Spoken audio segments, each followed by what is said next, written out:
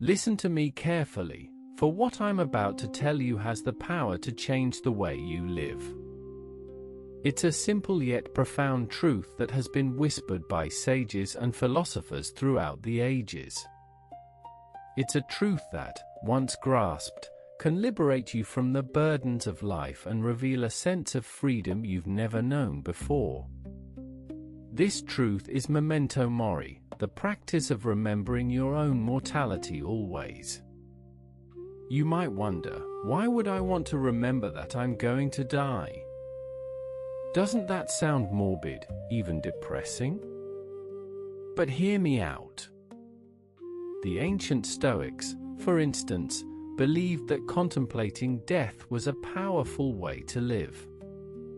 Marcus Aurelius, in his Meditations, often reflected on the impermanence of all things, including himself. He wrote, "You could leave life right now. Let that determine what you do and say and think." This wasn't a morbid obsession with death, but a practical approach to living. By acknowledging the finite nature of life, you can clarify your priorities and focus on what truly matters. Let's take a moment to reflect on this. What would you do if you knew you had only a year left to live? Would you continue to work in the same job, or would you make some changes? What relationships would you nurture, and which ones would you let go of? Pause for a moment and think about this. Share your answer with me in the comments below. The Greek pre-Socratics also explored this idea. Heraclitus, famous for his concept of the fluidity of reality, noted that no man ever steps in the same river twice, for it's not the same river and he's not the same man. This impermanence applies not just to rivers and people but to all things, including life itself. Parmenides, on the other hand, pointed out that change is an illusion, and what truly exists is the eternal present.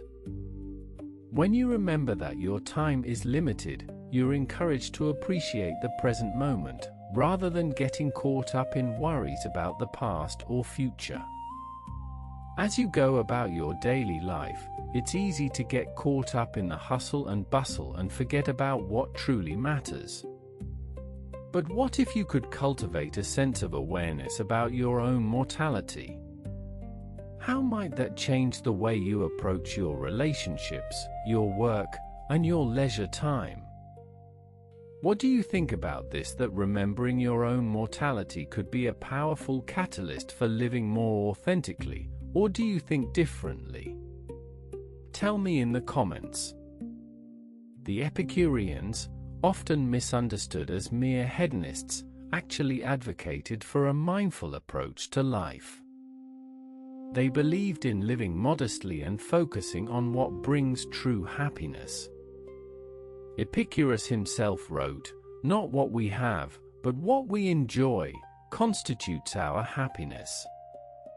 When you're aware of your own mortality, you're more likely to enjoy what truly matters: relationships, experiences, personal growth, rather than accumulating wealth or status.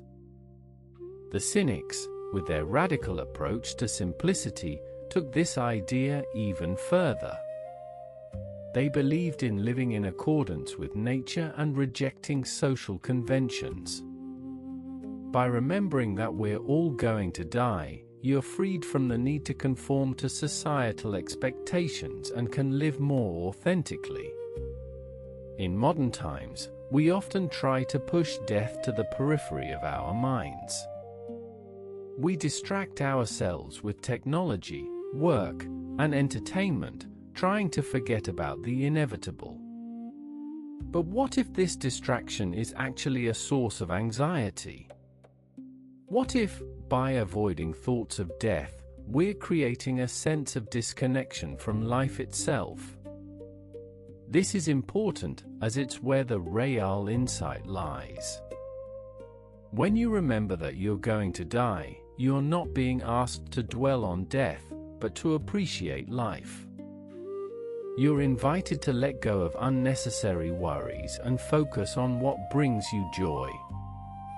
You're encouraged to be more present, more authentic, and more compassionate. Consider your relationships. Are there people in your life who you wish you'd spent more time with?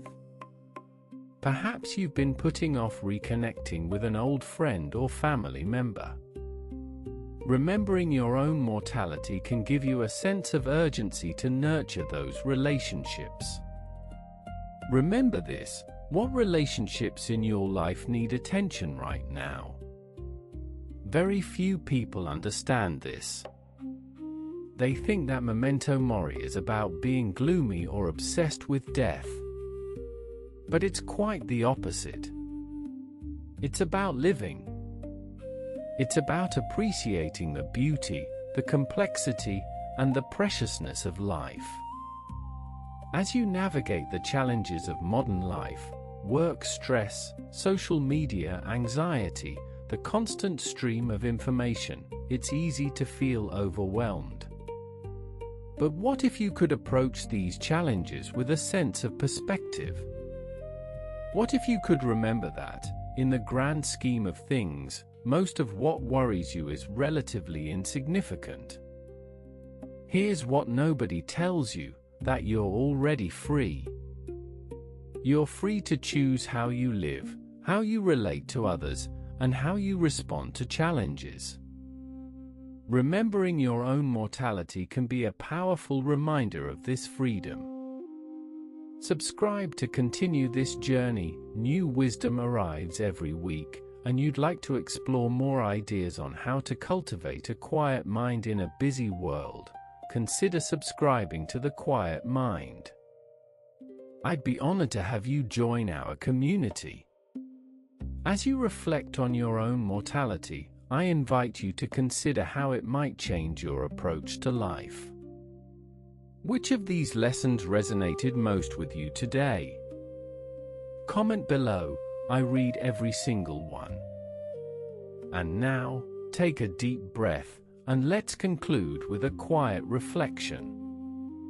In the stillness of this moment, remember that you are going to die. Not in a morbid way, but in a liberating way. Remember that your time is limited, and that every moment is precious. What would you do with this knowledge? How would you live differently? The answer, of course, is yours alone.